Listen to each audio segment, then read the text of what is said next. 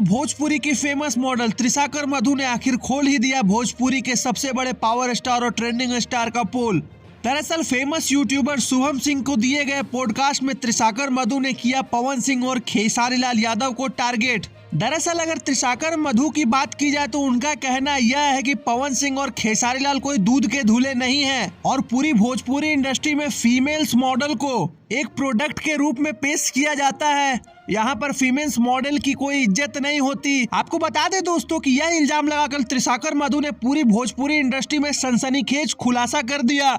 हालांकि जब power star Pawan Singh Trisha Kar मधु को काम दिया करते थे तो वह पवन सिंह का धुन गाते रहती थी, लेकिन जब से 2022 से त्रिशाकर मधु का वो वाला वीडियो वायरल हुआ तब से पावर स्टार पवन सिंह ने इन्हें काम देना बंद कर दिया, जिससे कि चिड़चिड़ाकर त्रिशाकर मधु पावर स्टार पवन सिंह और ट्रेंडिंग स्टार खेसारी लाल यादव को करने लगी टारगेट।